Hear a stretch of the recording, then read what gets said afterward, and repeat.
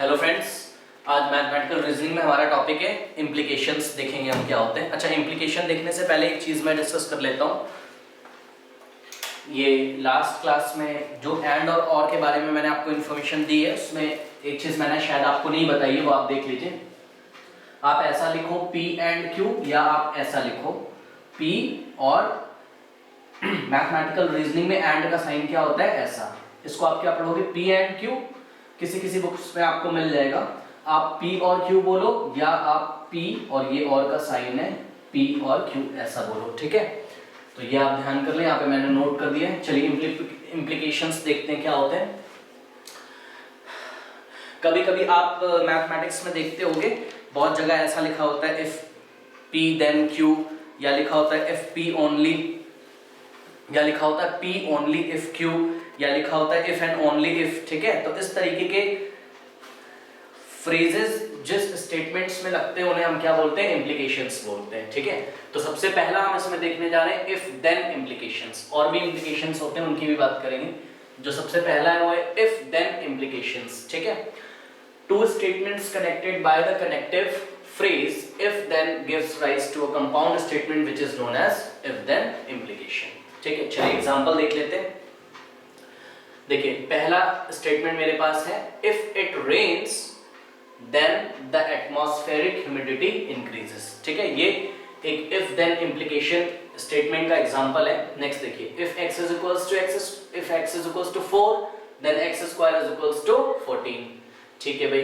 Next देखिए if ABCD is a parallelogram then AB is equals to CD। if ABCD is a parallelogram then AB is equals to CD, ठीक है। ये भी if then implication का example है। चलिए next देखते हैं। if you are born in some country then you are a citizen of that country, ठीक है। ये भी if then implication का एग्जांपल है। नेक्स्ट देखिए, इसमें देखते हैं ट्रुथ और falsity of P implies Q। अच्छा, इससे पहले मैं बता दूं, देखिए ये जो if then implication वाले स्टेटमेंट्स होते हैं, ठीक है, इनको आप कैसे रीड करते हो, P implies Q, if P then Q, या P implies Q, ठीक है। तो ये कौन सा साइन बना है, इसको हम implies बोलते हैं, ठीक है ना। और ध्यान से इसमें देखिए क्या इंपॉर्टेंट आपको नोट करना है। P जो होता है, P को आप क्या बोलते हो, एंटीसीडेंट, और Q को क्या बोलते हो आप, कॉन्सिक्वेंट, ठीक है। तो ये लर्न कर लीजिए, P is known as antecedent and Q is known as consequent, ठीक है। ये हो गया। अब आते हैं काम की चीज पे। देखिए ट्रुथ और falsity of P implies Q, या if P then Q। इसका ट्रुथ टेबल हम देखिए कैसे बनाते हैं। ये 4 रूल्स है मेरे पास, और इन रूल्स का वेरिफिकेशन करने के बाद हम इसकी ट्रुथ टेबल बना लेते हैं। चलिए देखिए पहला rule, if both P and Q are true, अगर P और Q दोनों ट्रू होते हैं then P implies Q is also true, ठीक है। if P is true then and Q is false, if P is true मतलब जो आपका एंटीसीडेंट है वो ट्रू है और जो आपका कॉन्सिक्वेंट है वो फॉल्स है, then P implies Q is false। तो ऐसा स्टेटमेंट जिसमें if P then Q लगा होगा वो false होगा। अभी मैं आपको एग्जांपल की हेल्प से समझाता हूँ। नेक्स्ट देखिए, if P is false and Q is true then P implies Q is true, if both P and Q are false then P implies Q is true, ठीक है। चलिए पहले इसका ट्रुथ टेबल बना लेते हैं। ये जो 4 रूल्स हमने देखे हैं इसकी हेल्प से, ठीक है। ये देखिए, ये P है, ये Q है, और ये P implies Q का कॉलम है। ट्रुथ टेबल मैंने आपको पहले भी बनवाई है। किसकी किसकी बनवाई है मैंने आपको, और एंड की मैंने बनवाई है। अब देखिए इफ देन की कैसे बनती है ट्रुथ टेबल। ये देखिए सबसे पहले P true true false false, या फॉल्स फॉल्स ट्रू भी आप कर सकते थे, ठीक है ना। Q true false true false, ठीक है। चलिए देखते हैं।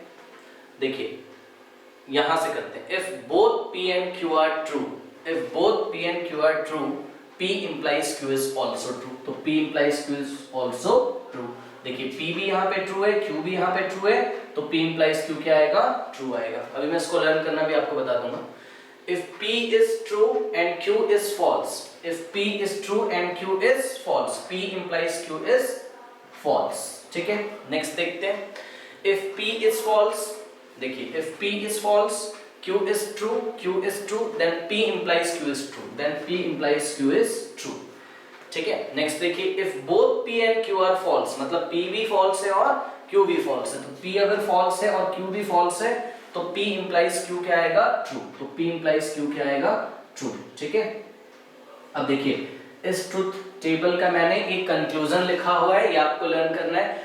देखिए यहाँ पे मैंने रूल में लिखा हुआ है, the implication if P then Q is always true, आप देख लो, the implication if P then Q is always true except एक कंडीशन को छोड़कर, except कब, when, ये देखिए ये क्या आपका, when antecedent is true means P is true and consequent is false, consequent Q is false, तो P implies Q हमेशा true होता है, ये आप याद करने का तरीका है।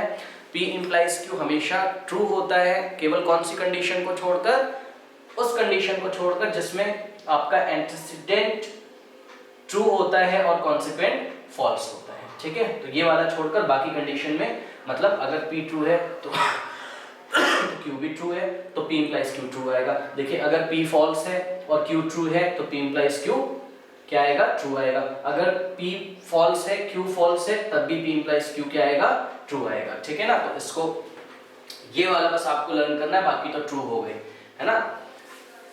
तो अगर P ट्रू है और Q फॉल्स है तभी आंसर फॉल्स आएगा, मतलब P implies to Q false होगा।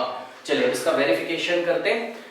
पहला रूल क्या कहता है कि अगर P ट्रू है और Q ट्रू है तो P implies Q क्या होता है, ट्रू होता है, ठीक है ना। चलिए इसका वेरिफिकेशन करते हैं एग्जांपल लेके।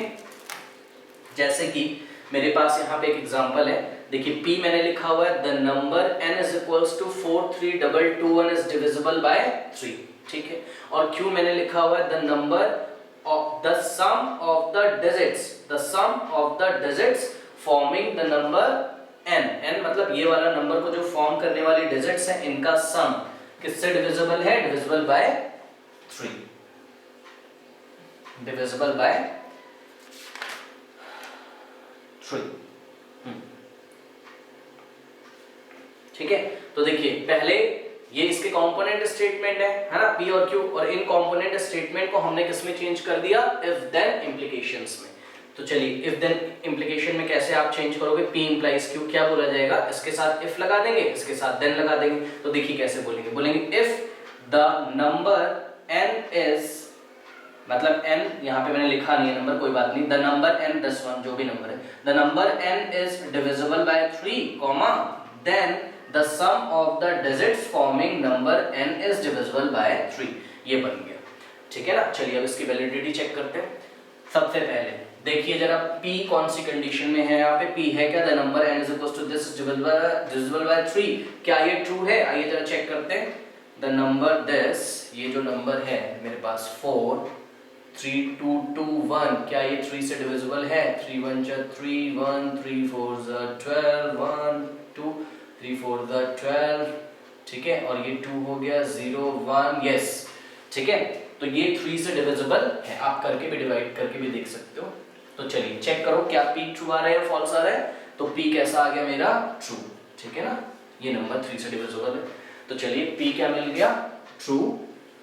अब Q को देखिए, the sum of the digits forming the number n को फॉर्म करने वाली जो डिजिट्स हैं उनको जरा सम करो, 4 + 3 7 7 + 2 9 9 + 2 11 + 1 12, ठीक, तो इसका सम कितना आया, 12 12 3 से डिवाइड होता है, यस होता है, तो वही बोला जा रहा है, the sum of the digits forming number n is divisible by 3, is it true, yes, ये क्या हो गया, ट्रू हो गया। तो देखिए P भी ट्रू है, Q भी ट्रू है, P भी ट्रू है, Q भी ट्रू है, तो if P implies Q कैसा होना चाहिए, ट्रू होना चाहिए, ट्रू टेबल से हमने देखा।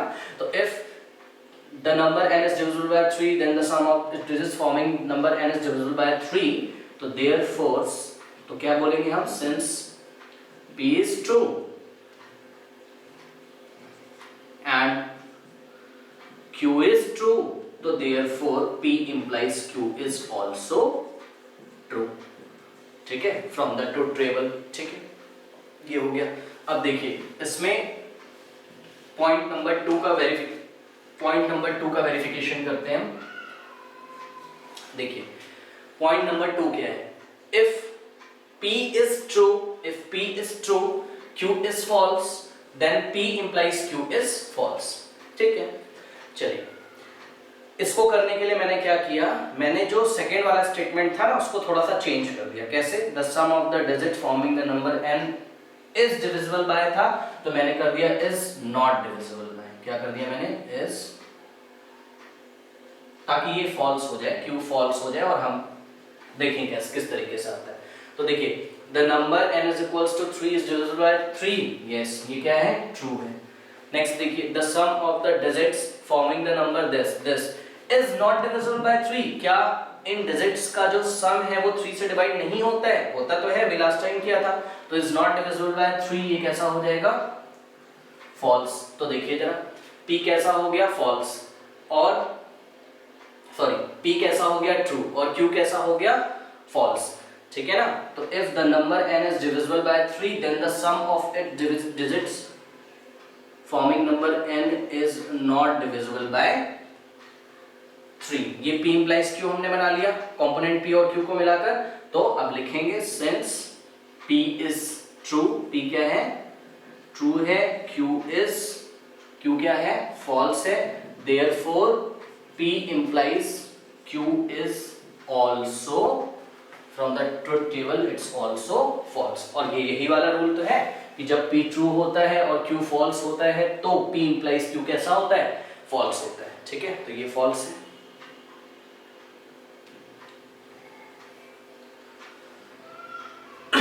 नेक्स्ट देखते हैं,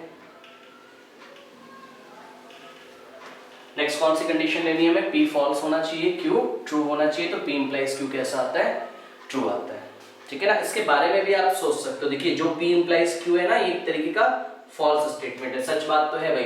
देखिए अगर ये नंबर n 3 से डिवाइड होता है तो इनकी डिजिट्स का जो सम है वो भी 3 से डिवाइड होगा, लेकिन यहाँ पे क्या बोल रहा है, अगर ये नंबर 3 से डिवाइड होता है तो इनकी डिजिट्स का सम 3 से डिवाइड नहीं होता है, ये बोला जा रहा है। तो ये फॉल्स स्टेटमेंट है। ठीक है, नेक्स्ट देखिए P को कैसा लेना है, फॉल्स। तो the number n is equals to 43221 is divisible by 3, ये भी तो ट्रू है। और इसको फॉल्स करने के लिए क्या कर दिया हमने, इसको फॉल्स करने के लिए नंबर ही चेंज कर दिया हमने, और नंबर चेंज करके हमने कर दिया 43211, 43211। चलिए 43211, और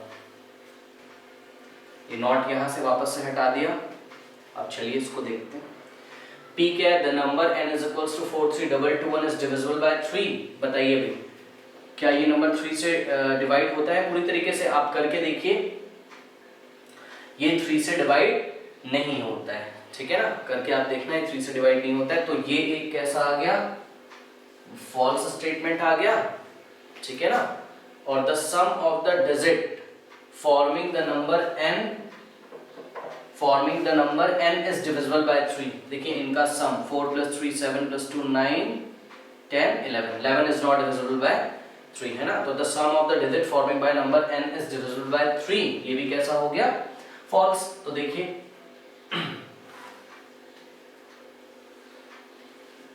ये फोर्थ वाला शायद हम कर रहे हैं,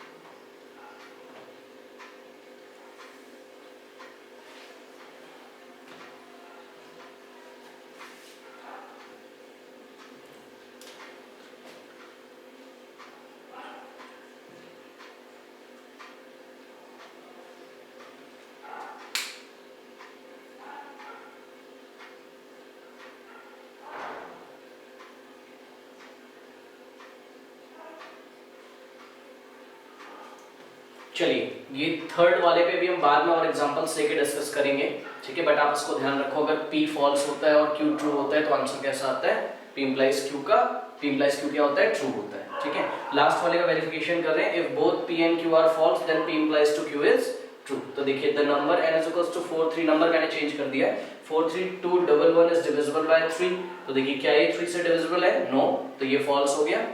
तो the sum of the digits forming number n is divisible by 3, तो इस नंबर को फॉर्म करने वाले डिजिट्स का सम देखिए 4 + 3 7 + 2 9 10 11 11 जो है वो 3 से डिविजिबल नहीं है। यहाँ पे क्या बोला जा रहा है, the sum of the digits forming number n is divisible by 3, तो ये भी क्या है, फॉल्स है, तो p भी फॉल्स है और q भी क्या है, फॉल्स है, तो इसका मतलब p implies q क्या होगा, ट्रू।